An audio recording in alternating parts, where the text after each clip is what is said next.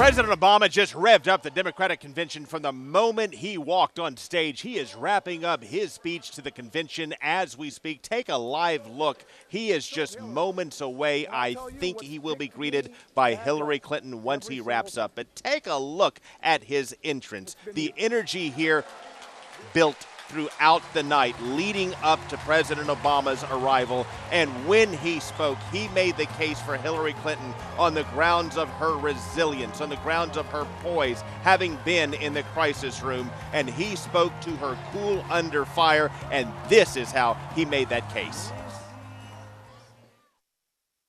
Daunting the odds. No matter how much people try to knock her down, she never, ever quits.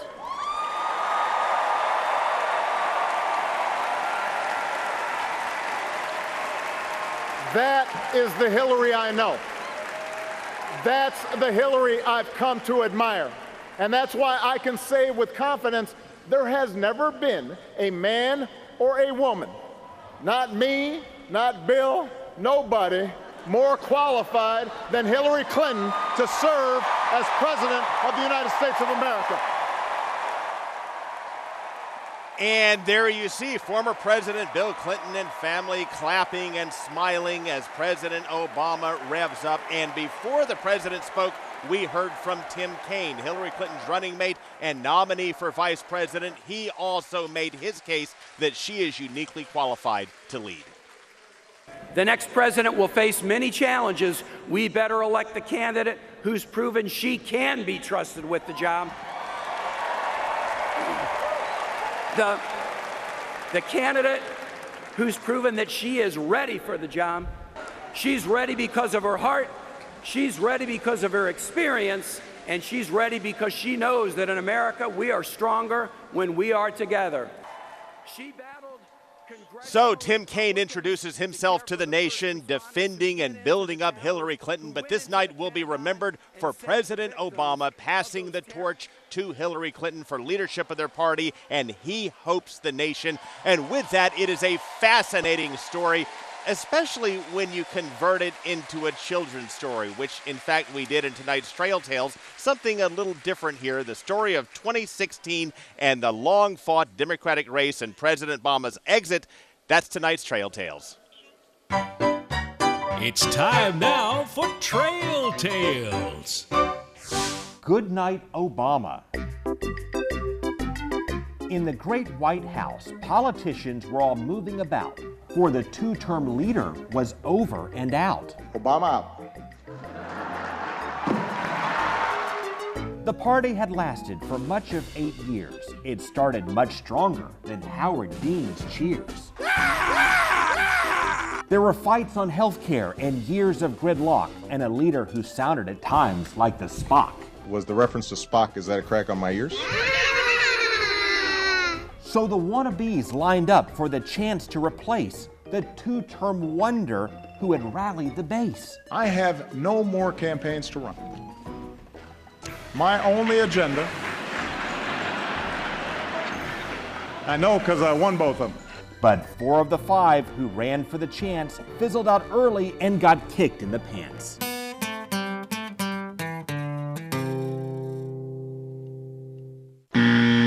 Good night, O'Malley and his hail to the chief. Good night, Jim Webb, who was having a beef. People are going back and forth here for 10 minutes here. Let's start by trying to get in this conversation about 10 minutes. I've been waiting for 10 minutes. This hasn't been equal time. Unless somebody mentions my name, I can't get into the discussion. He could not save his time or woo the base because he was constantly counting and bad out of place. I often sound like a Republican in a room full of Democrats, or a Democrat in a room full of Republicans, and actually I take that as a compliment. Why did he lose? Well, because they lacked money and name ID and nobody knew who they were, not even President Obama. Jack O'Malley? Where's Jack?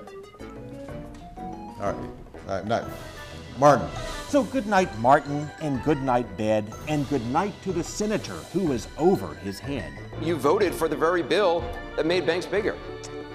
The Glass-Steagall was my very first vote. I just arrived. My dad had died in office. I was appointed to the office. It was my very first vote. Are you saying you didn't know what you were voting for? I just arrived at Senate.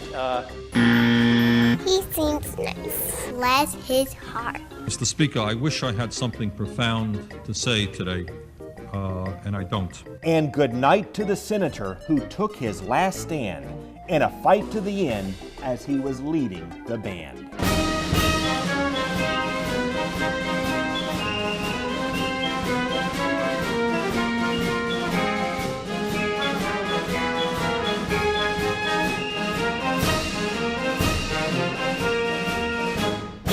The end.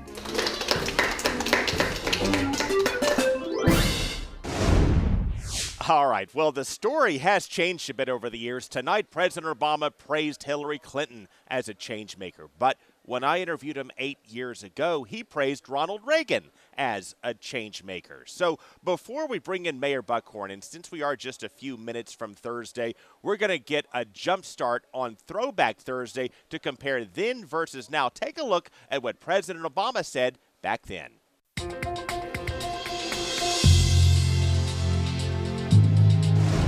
This year has a lot in common with 1980 when Governor Reagan won on change. You've stressed your differences, of course, with Reaganomics, but how? Or do you differ with the philosophy of President Carter, which voters rejected some 28 years ago?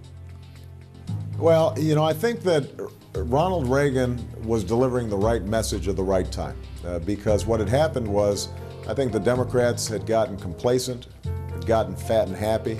They thought that you could get a government program to solve every problem. Ronald Reagan came in and said, you know, we need to break out of the old ways of doing things and create a leaner, more effective government. That was the right message then. I think that right now we went in too far in the wrong direction. You know, we can't go back to the old liberalism of the past, but you know, you're on your own economic philosophy of Bush and McCain don't work either. Let's try a new way where we apply common sense, have government do what it does well. Okay, now please welcome Tampa Mayor Bob Buckhorn. Mayor Buckhorn, thank you for joining us. Craig, it's good to be here. What does Hillary Clinton need to say in her acceptance speech to win over some of those Bernie Sanders holdouts? Yeah, I think she needs to lay out her vision. I mean, her vision for America, contrast it with what we heard last week, incorporate some of what Senator Sanders has talked about during the course of this campaign. Reach out to the Sanders supporters and say, we need you, we want you. You know, we may not get everything we want, but you're going to get more of what you want coming with me than you would with the alternative. Hillary Clinton, throughout her years in service, is known for pragmatism and know-how, not necessarily energizing a crowd for inspiring one. How can she do that, or can she do that on Thursday night? Well, we all have our strengths and weaknesses as candidates and elected officials. I mean, she's never going to be a Barack Obama or a Bill Clinton. I mean, they have a whole different skill set. But she's competent. And at this time in America's history, what we need is someone who's a steady hand on the wheel, who's competent, who cares about policy, who doesn't reduce policy to 140 characters on Twitter. And so I think her competence will come through. But most importantly, I think Americans need to see her in a different light than what they have seen her before. She's going to be able to tell her story in ways that no one else can. And I think it's a pretty compelling story. And I think, like in '92, when President Clinton launched the Man from Hope, I think she can do the same thing, telling her story. Mayor Buckhorn, thank you so much for your time. You bet, Greg. Coming up, Adam Goodman has Republican perspective, and Charley Belcher has the pulse of the people in Tampa Bay. Now remember, you're stuck with one of these cookies for at least 4 years, so make it last. All right. I take a little piece off every time.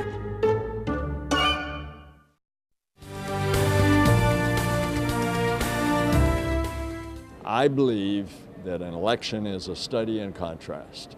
You put up the two candidates next to each other, and then the American people that really haven't tuned in and made their decision, they look at the two and they say, who do I trust to be president?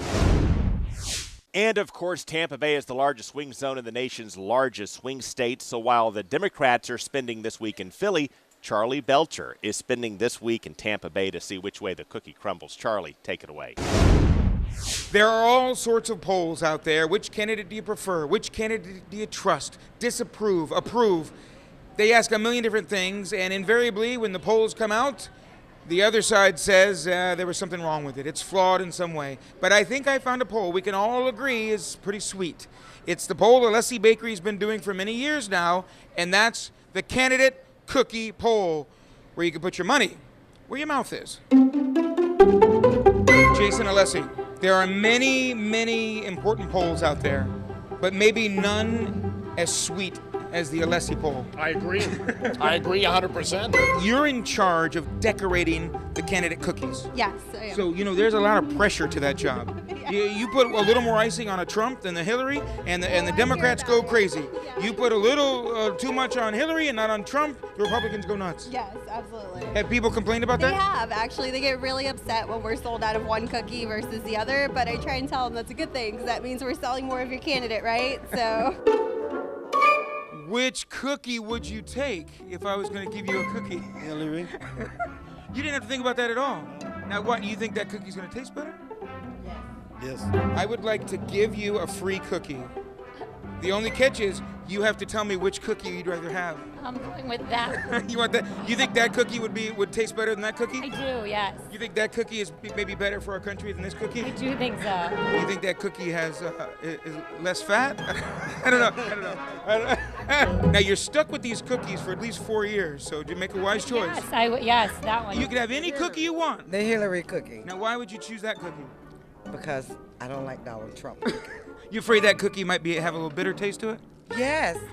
Now, both cookies made the same. Is it true you're putting a little more sugar in the Hillary cookie? They both are pretty sweet. It's got it's basically a shortbread sugar cookie. It's got the sweet royal icing, and they do basically the edible image, like I'm gonna say a type of rice paper on top with the candidate's image on it. And were you careful to make sure you had a flattering image of both candidates? You don't want to skew it by the image. No. We try to get the best picture possible. Always want. I mean, it's a presidential race. You got to make it look good. First, we print the pictures onto edible paper, and we put that right onto the cookie. And then we just takes a little bit of royal icing and just kind of do a little bit of a swirl border. Now, does Trump get the red border and Hillary gets the blue border? Yes. What has the cookie poll been like so far for you guys? Well, right now, Donald Trump is in the lead. He's got 155 cookies to Hillary's 115. So it seems like he's not the conventional candidate. Let's just say that. So I think a lot of people are maybe attracted to that. But it's interesting because some people get the cookie for the candidate that they know a friend of theirs or family member does not like, to give it to them as a type of joke. Now remember, you're stuck with one of these cookies for at least 4 years. So make it last. All right. I take a little piece off every time. Just a little old piece. See my cookie. Well, there you go, Craig. We'll have to continue to watch these results as they keep piling in through the election. 2909 West Cypress Street is where you'll find Alessi Bakery. You can come in here and get your Hillary cookie or your Trump cookie and make your voice known. Meanwhile, I think I finally found a candidate I can throw my weight behind. Back to you, Craig. All right, Charlie, well played. Thank you very much. And let's bring in now Adam Goodman for Republican Perspective. What's your takeaway so far? Well, it's very interesting how these two conventions are now creating a choice for America. And it's already happened after only 2 days of the Democratic convention. Hillary Clinton clearly wants to make this a referendum on Donald Trump. There have been more than enough speeches already about how Trump will ruin life as we know it. But Donald Trump wants to make this a referendum on the system he thinks is broken and hurting all of America. Two different referendums happening at the same time, and it won't be, Craig, until we get to the debates that I think we're going to have an answer about which referenda is number one in the minds of the American voters. Adam Goodman, thank you much. Thank you. Coming up, Evan Axelbank is drilling into tonight's speeches. He'll score the defining moments that could move the needle in the race.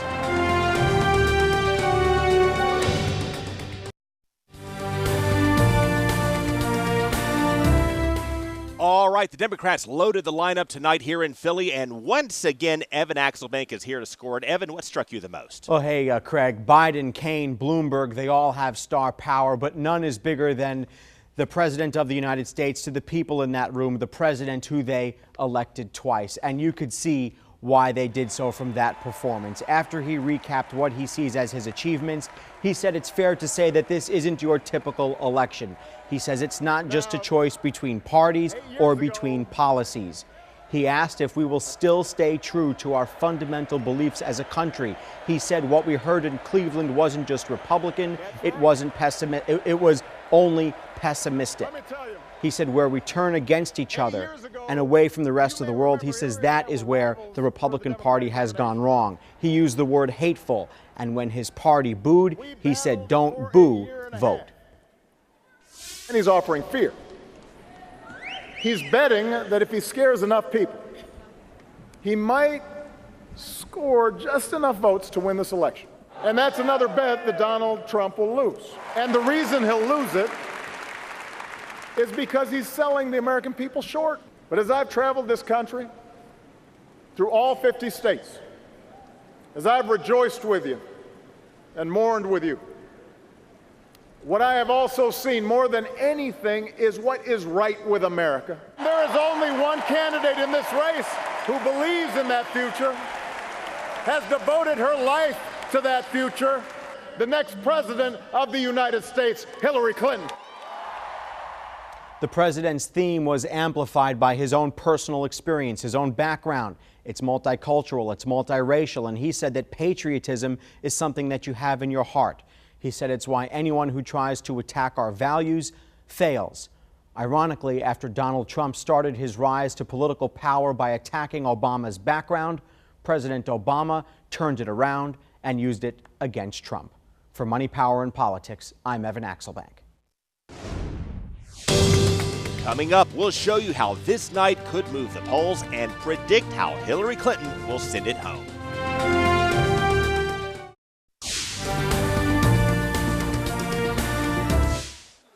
Well, let's start with predictions. Bet that Hillary Clinton will get a bump, at least a slight bump, from President Obama's speech tonight. Combine that with Joe Biden, Tim Kaine. This was a very good night for the Democrats in that it moved the party toward unity. Not all the way there, but this is the moment. Take a look at this just a couple of minutes ago that Hillary Clinton wants the nation to see. President Obama and Hillary Clinton together. She walked out right after President Obama gave his speech. They hugged again. This is the story of bitter rivals in 2008 who then become governing partners and worked together for years, and now President Obama is giving it everything he's got to help her succeed him in the White House, making the case that she is uniquely qualified to do that based on her persistence and on her poise. Fascinating also today, Trump made a good deal of news by saying that he would like to see Vladimir Putin